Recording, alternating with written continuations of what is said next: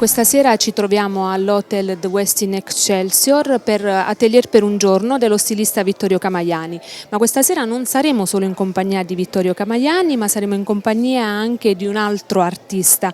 Infatti questa sera la moda sposa l'arte. Chi può parlarne se non l'artista, il pittore, illustratore Roberto Di Costanzo.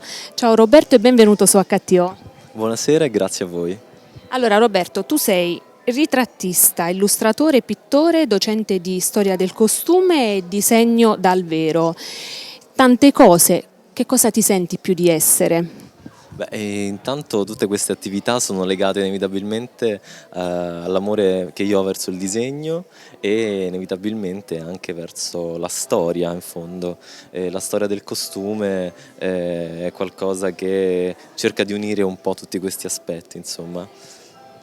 Questa sera qui siamo a Atelier per un giorno e vedo tanti ritratti che ritraggono chi? Nella ritrattistica in particolare diciamo che a volte ritraggo dal vero persone che posano appunto per me o che io scelgo, e altre volte invece sono proprio ritratti immaginari, cioè ritratti di persone che evidentemente magari non esistono fisicamente ma esistono nella mia testa. In questo momento chi vorresti ritrarre o cosa vorresti rappresentare? In questo momento sto ardentemente sperando di illustrare Venezia, sì, Sarà la musica anche un po' di sottofondo che rende un po' l'idea. sarà Vivaldi. Sì, diciamo che il disegno per me è una matrice che io applico poi a singole storie, quindi illustrare città, illustrare corpi, comunque è sempre un racconto, ecco. Com'è nata la tua passione per il disegno, per la pittura in generale? Ma la passione per il disegno in realtà non ha avuto una nascita, è nata con me da sempre. Poi ha avuto un risvolto ovviamente pratico, fisico, di studio, di disciplina, e quindi diciamo c'è stata un'evoluzione giorno dopo giorno.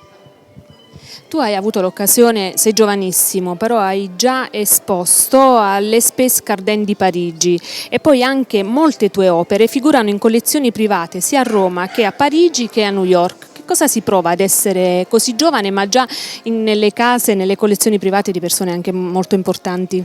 Io devo dire la verità che sono molto felice che le opere, ecco, conquistino anche lo spazio di una casa, che è uno spazio intimo.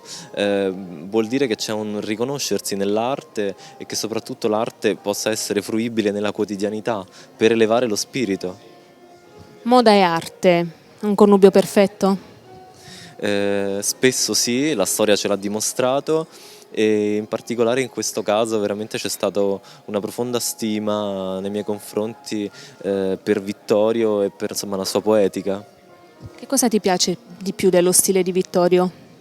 Ma io credo che tutti e due siamo effettivamente dei visionari, siamo amanti della poesia, e tutto questo credo che un po' si emerga inevitabilmente da quello che noi portiamo in scena. Tu come definiresti il tuo stile? Come ti definiresti? Ma io sono, diciamo, ecco, molto legato alla realtà, la cerco, la vivo, ma poi la rielaboro in una mia chiave onirica. Adesso a che cosa stai lavorando? Dunque in questo momento sto lavorando ad una mostra molto importante che si intitolerà L'Accademia e l'Eros, dove racconto che cos'è l'Eros per me, cos'è l'intimità oggi e come in qualche modo poterci approcciare, ecco, a questa parola magica che è l'Eros. Mostra che si terrà dove?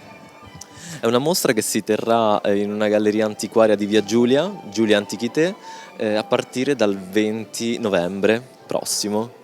Ottimo.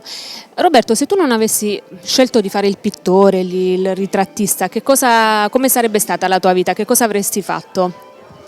È una domanda un po' complicata. Probabilmente mi sarei occupato di materie umanistiche, che comunque illustrando libri associo, perché per illustrare libri bisogna amare la parola, innanzitutto. Sono perfettamente d'accordo con te. Allora Roberto, per tutti i nostri amici di HTO che volessero avere maggiori informazioni sulle tue mostre, su tutto ciò che tu realizzi, come possono fare per contattarti? Intanto possono visitando il mio sito www.robertodicostanzo.it, e scoprire insomma questo mondo così visionario che in qualche modo io cerco di alimentare. E l'appuntamento con i nostri amici è quindi per il 20 novembre. Sì. Grazie.